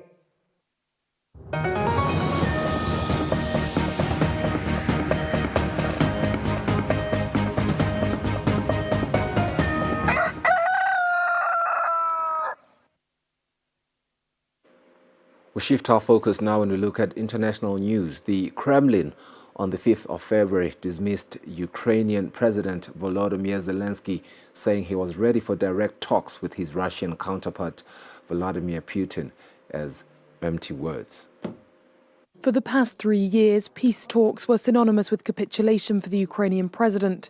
But on Tuesday, it was a pragmatic Volodymyr Zelensky who, detailing Russian and Ukrainian troop losses, said he was ready for direct talks with Vladimir Putin if it's, quote, the only way to bring peace to the people of Ukraine and stop losing lives. Let's be honest. If our allies believe we must move to the diplomatic track, and I believe we're ready to move to the diplomatic track, there must be the United States of America, Europe, Ukraine, and Russia. Isn't that already a compromise? We will talk to Putin. This is a departure from his previous position that Russia must withdraw from the territories their troops are occupying in eastern Ukraine before talks could be held, likely influenced by Russia's accelerating battlefield gains and the increasingly unreliable support of their number one donor, the United States. The Kremlin was unimpressed with Zelensky's willingness to talk peace. Readiness must be based on something, readiness and desire. Talks cannot happen when Zelensky has legislated a ban on such negotiations. Therefore, for now, it is impossible to perceive this as anything other than empty words. A reference to a ban Zelensky decreed in 2022, prohibiting Ukrainians from having direct contact with Vladimir Putin. The Russian side has further rejected Volodymyr Zelensky as an interlocutor in any talks, calling his rule in Ukraine illegitimate after he outstayed his presidential mandate in 2024. Elections are banned in Ukraine as the country has been under martial law since the Russian invasion in February 2022. Donald Trump's campaign promise was to bring about a speedy end to the war, and he has threatened many times to pull the plug on military aid to Ukraine. On Monday, he suggested support could continue in exchange for access to the country's rare earth metals. Meanwhile, his administration has intensified contact with the Kremlin in recent weeks, according to Moscow. U.S. President Donald Trump's idea for the United States to take over the Gaza Strip has shocked Israelis and Palestinians. While some Israelis welcome the idea, Palestinians categorically reject it. President Donald Trump dropped his bombshell about the future of Gaza at a joint news conference with Israeli Prime Minister Benjamin Netanyahu at the White House Tuesday. Everybody I've spoken to loves the idea of the United States owning that piece of land, developing and creating thousands of jobs with something that will be magnificent. Trump said the 2 million Palestinians will be resettled elsewhere. For some, it is a dream come true. The plan presented yesterday by U.S. President Donald Trump is the true response to October 7th. Those who carried out the worst massacre on our land will find themselves losing their land forever. Israeli analysts said Trump's idea resonates with hardliners in Israel. It's only natural for them to be this idea's cheerleaders because they think in messianic terms, in terms of colossal solutions and transitions and transformations, all of which are not the way the Middle East is structured. He says Israelis and Palestinians need to be patient. You want change, you have to work very patiently over many years with many participants, or all you'll have is yet more violence and destruction and despair. Hamas spokesman Sami Abu Zuhri called Trump's remarks ridiculous and absurd adding that any ideas of this kind are, quote, a recipe for creating chaos and tension in the region. In Gaza, Palestinians say that despite the large-scale destruction, they have no intention of leaving. I am Gazan. My father and grandfather were from here. We are true Gazans, so they can do whatever they want to do. We shall remain steadfast in our homeland. We will not leave here. We've got one option only, live or die here. Riyad Mansour, the Palestinian envoy to the United Nations, offered his own solution. Our country and our home is the Gaza Strip. It's part of Palestine. We have no home. For those who want to send them to a happy, nice place, let them go back, to their original homes inside Israel. There are nice places there, and they will be happy to return to these places. It is not clear how President Trump's ideas will influence talks on a permanent ceasefire in Gaza, set to begin this week in Qatar. Although fighting has stopped in Goma itself, the city remains cut off, with humanitarian aid struggling to get in. Viewer discretion is advised on this story. Germaine is still reeling from how quickly her life was changed by the M23 rebel takeover of Goma. Not only was she injured, but she also now bears immense grief for her lost family. They'd all taken cover inside their home when a mortar shell landed on top of them. I lost a lot of blood. Shrapnel hit my shoulder. My daughter was also hit in the arm and foot. She had to be amputated. But my husband, my 10-year-old son, and my 18-year-old daughter were killed. At least 2,800 people around Goma have been injured in less than a week, and hospitals are overwhelmed. Here in Ndosho, patients wounded from gunshots or explosions are packed in wherever there's space. They lie in hallways and tents. Doctors work around the clock, performing an average of 25 surgeries a day. But the hospital is short of everything. We need bandages, medicine, everything needed to ensure proper care, because our warehouse was looted, so the situation is difficult. We asked for medication, but it takes about 10 days. In the Congolese capital of Kinshasa, efforts are ramping up to try to save lives far in the country's east. Here, dozens of people have responded to the authorities' call for blood donations. Before collecting someone's blood, there are certain things to check, especially blood pressure. Medical teams are collecting blood from about 500 people a day. Many donors see it as a necessary act of patriotism. The people who are on the front line today are young people like us. Since I have the opportunity to help, I can participate in this war by donating my blood to support the war efforts. At least 900 people were killed during the fighting in Goma, a death toll that is expected to rise. Congressional Democrats warned President Donald Trump this week that they would use government funding talks as leverage to fight changes at agencies such as USAID, the nation's lead provider of humanitarian aid overseas. From protecting Amazon rainforests to caring for Myanmar refugees and housing Ukrainians fleeing the war against Russia, the absence of U.S. assistance is being felt around the world. In Washington this week, Democratic lawmakers protested outside the now closed headquarters of the lead U.S. aid agency and outside the U.S. Capitol. We will fight their violations of separation of powers. We will fight their violations of our Constitution of the United States of America. We will not shut up. We will stand up. We will speak up. We will rise up. Earlier this week, the U.S. Agency for International Development, or USAID, was moved under the control of Secretary of State Marco Rubio, and almost all its employees put on leave, following an executive order from President Donald Trump freezing U.S. foreign assistance pending review. Now we're seeing the most powerful man in the world, Donald J. Trump, and we're seeing the richest man in the world, Elon Musk, now take money and food from the poorest woman and the poorest man on earth. Congressional Republicans say Trump is exercising broad presidential authority to reevaluate government agencies. Trump is accomplishing this through Elon Musk, a multi-billionaire whom he put in charge of the Department of Government Efficiency, or DOGE, whose aim is to reduce federal spending. I don't think they're closing an agency, but I do think they have the right to review funding and how those decisions are made and what priorities are being funded. I think that's probably true of any administration when they come in.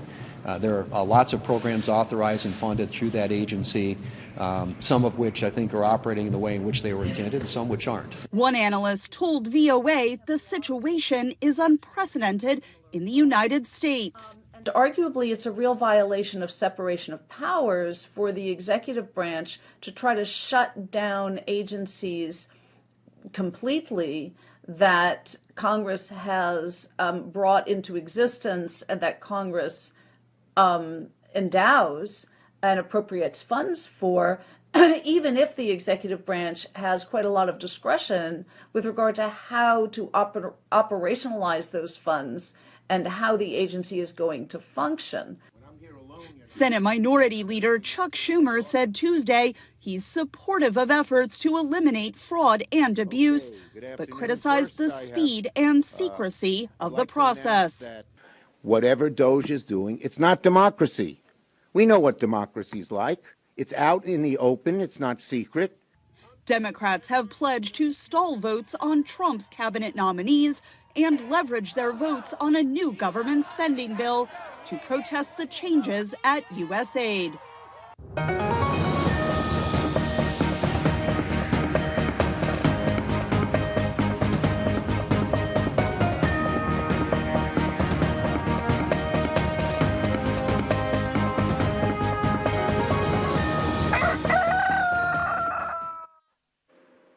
In our sports news, Eswatini Football Association, in conjunction with Build It Eswatini, have awarded the eventual champions of 2024 Build It Under-13 football competition, the Mbabane Build It Under-13 team, and they were awarded at an event that was held at Sikwaka House in Mbabane. I can already assure you that the 20 players that were victors on the day are already happy. And I'm trying to look at the list because from the competition itself, on the final day, there were selectors who are now have selected a group of 30 players that will form the base national team of the country. We are building dreams for the future. As a child, I was also a vivid football player. I know what it means. It's an amazing experience, and it can build a brighter future. It creates discipline, it creates teamwork, and a better future for our country and for the stars of Eswatini. As a parent, representing the many mothers and fathers who are here today, smiling for their children, the young sons of the soil. As parents, we are very grateful and honored with this championship from Build It. Eswatini Darts Association, in conjunction with their title sponsor, Eswatini Royal Insurance Corporation, have awarded teams as well as individual winners of the 2024 Darts League at Sibanesami Hotel, Zulwini. Support and encouragement that you are giving these teams is making a lot of difference. I doubt Kube Naningabaniki this support and this guidance, it does ngabe ifike la ifike khona. Siyacabanga even other sporting disciplines ngiyaqhubeka ngibanike that support in terms of growing the sport. One that you should be very proud of, MD. Because since inception, those boys and girls that have participated in our regional championships have bagged medals. We are investing those in making sure that we can reach to every corner, as Ms. Sandega has said, to introduce our beautiful game of darts, which, when we talk about schools, it has a great role to play in schools. That is how we cap off our English news segment. We'll go for a net break by looking at today's weather focus, and we'll be back shortly.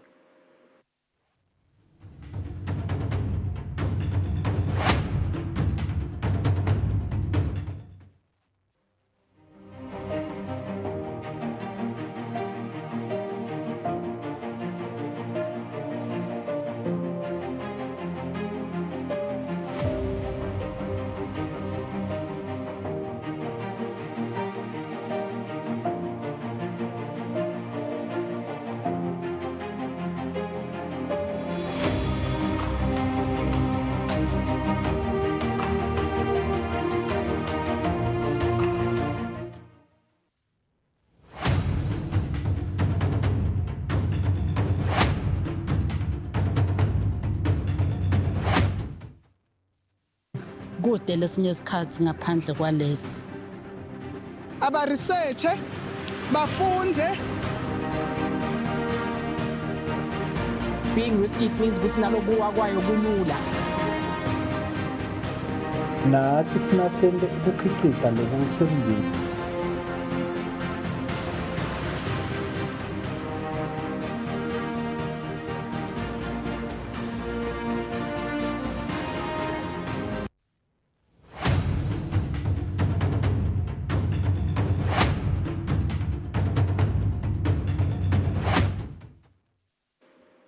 The crisis in eastern DRC is at a dangerous point. The situation is deteriorating rapidly, and if hostilities spill into Goma, a densely populated urban center, the impact on civilians could be devastating.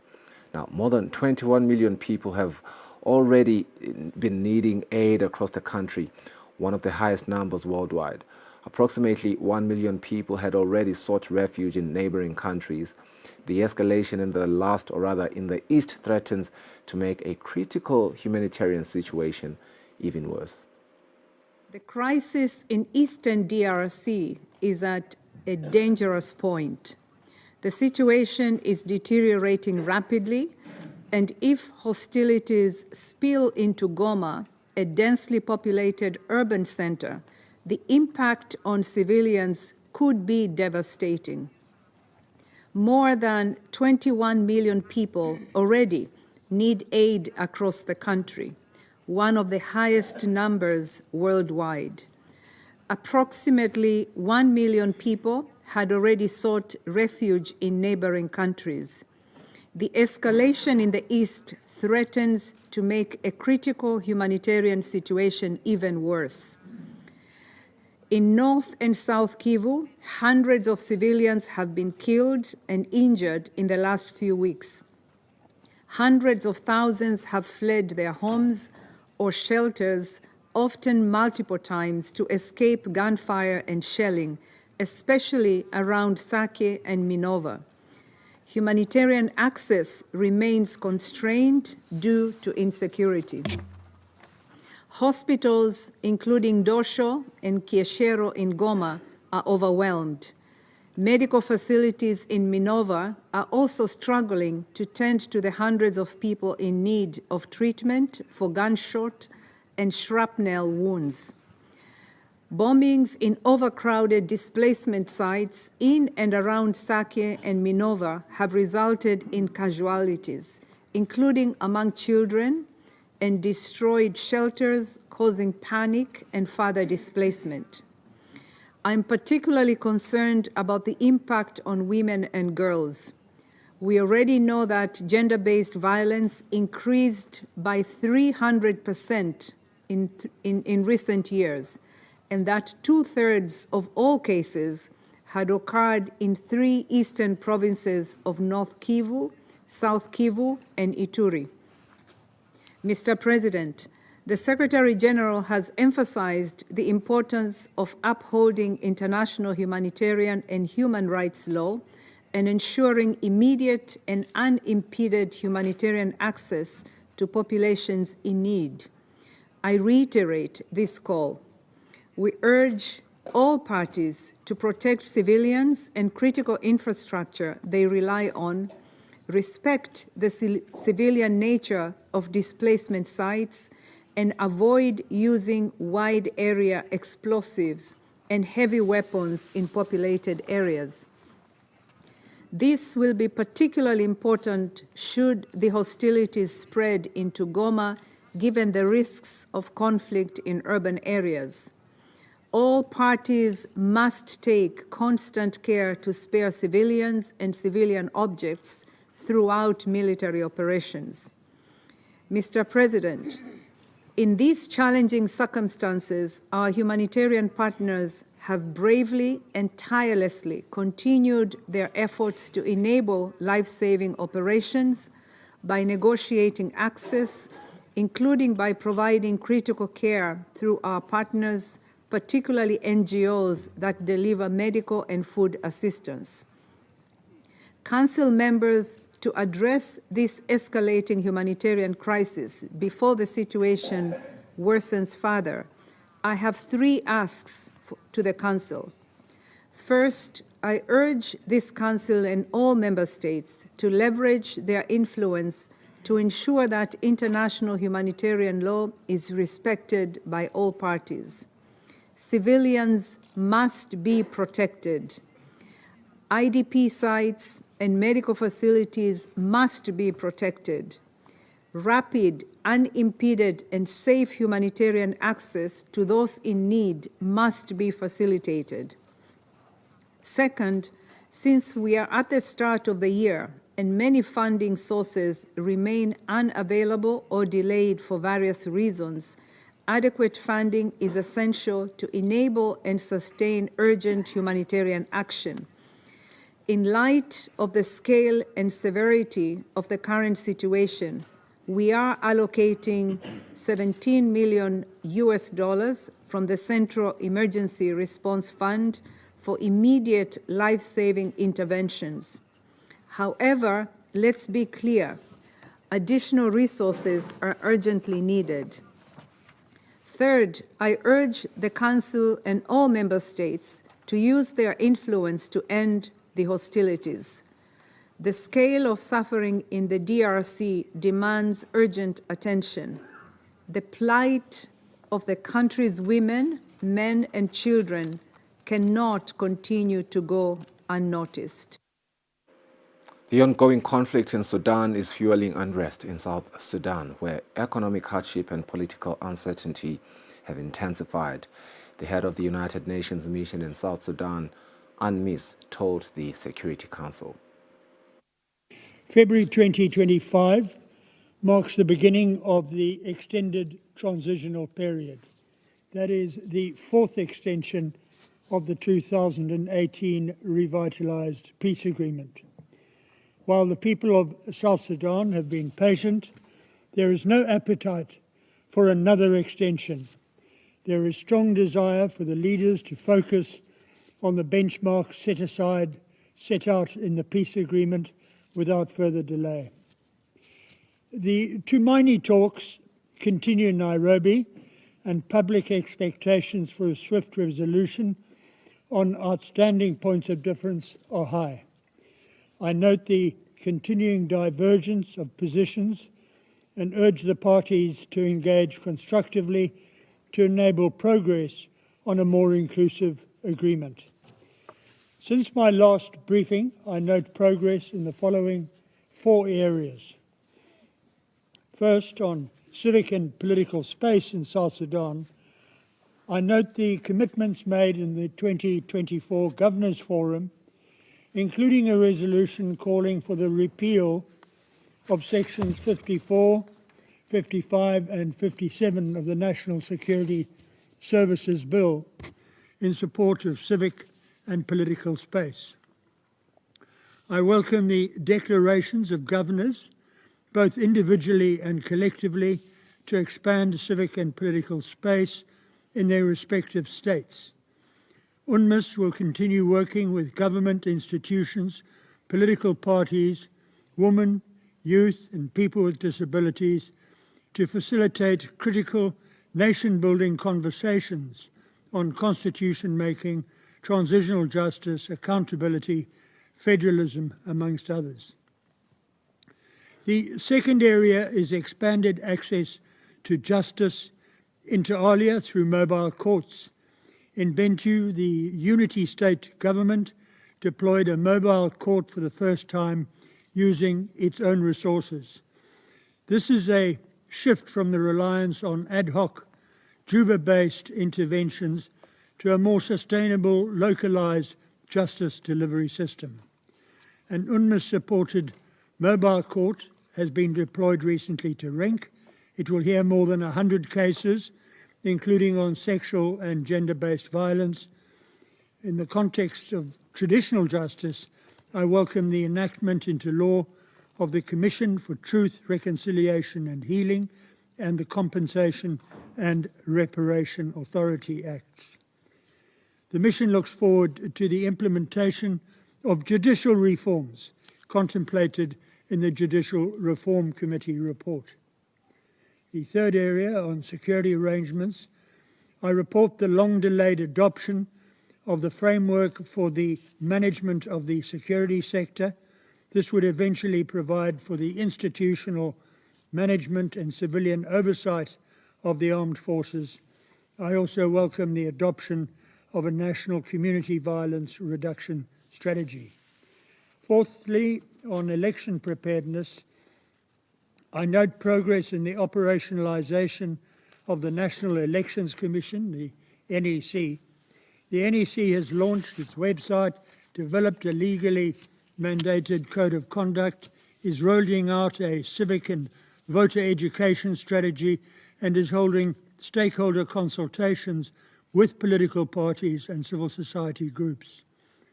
UNMISS is supporting the presence of the state high election commissions by providing infrastructure in all 10 states. Election security training and intra-government coordination is forging ahead between the police service, civil society, with support from the UN Integrated Electoral Assessment Team and UNPOL. These are important achievements. However, none are sufficient to significantly move the needle on the 10 critical conditions required for holding elections and adopting a new constitution. Nor do they fully address of these what we call the 6 low-hanging fruits on measures that could be taken to signal political will. These include the full deployment of the necessary unified forces, the NUF, civic education, voter registration, amending the National Security Services Bill, delivering on a code of conduct between the political parties, civil society and the media, and finally responding to the shared role on election security. The clock is already ticking on the extended transitional period. Decision makers need to tackle several issues simultaneously and immediately. We have not yet seen the previously promised harmonized work plan with an operational timetable for elections. The constitution making and census timelines do not currently fit into the framework for a December 2026 election. The lack of government funding and delayed legal and political decisions are slowing these processes down. Neither UNMISS nor the international community or the electoral management bodies can provide the full measure of support if these critical decisions are not taken. No explanation has been forthcoming as to why the necessary decisions have not been finalized, nor when they will be finalized. A unified approach by the regional and international community should be clear to all of the stakeholders on the need to avoid another extension. The parties should be under no illusion that there will be resources from the international community to sponsor the implementation of the peace agreement ending with elections if there is no evidence of political will to accelerate implementation of the key benchmarks.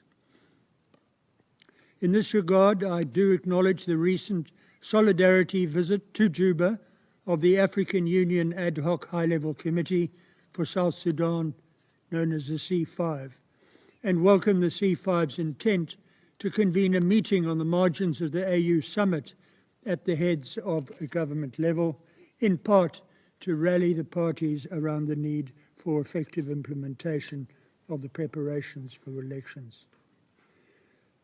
Mr. President, South Sudan continues to grapple with humanitarian, economic and security stresses. Communal violence remains the primary driver of conflict affecting civilians, and which has a disproportionate effect on vulnerable populations, including women, children and marginalized groups.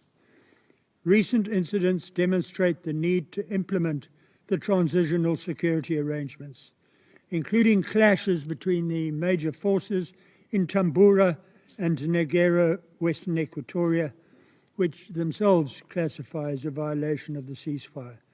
It seems the two preeminent armed parties are unwilling to engage each other in dialogue on security-related issues, which risks further standoffs in due course.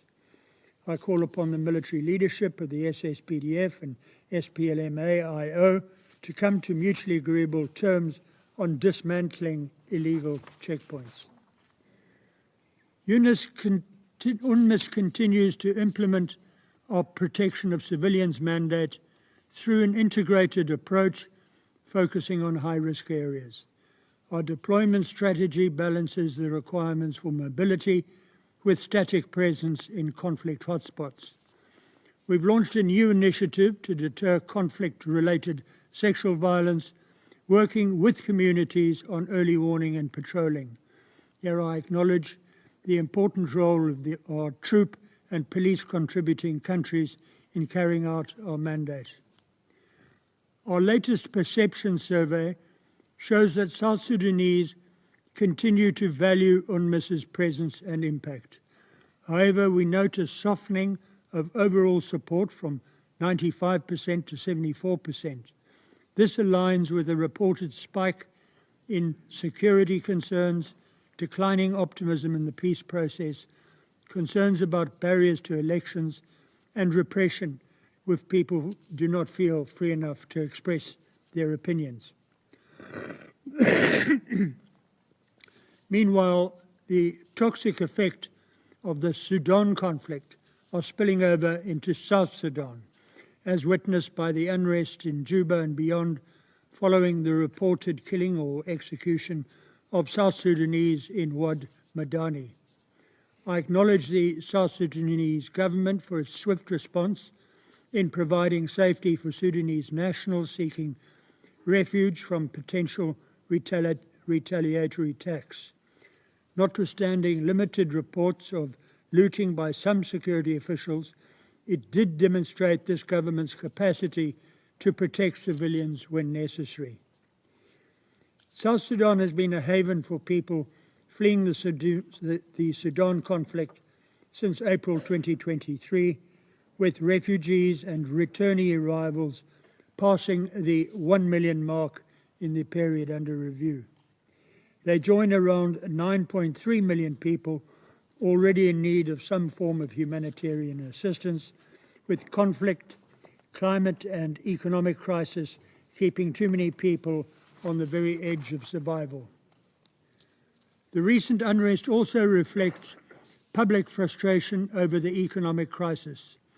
The cost of an average food basket has risen by 200%, the inflation rate stands at 107%, and approximately 10 months of government salaries are unpaid. I note the government's recent announcement that the flow of South Sudan's oil has resumed.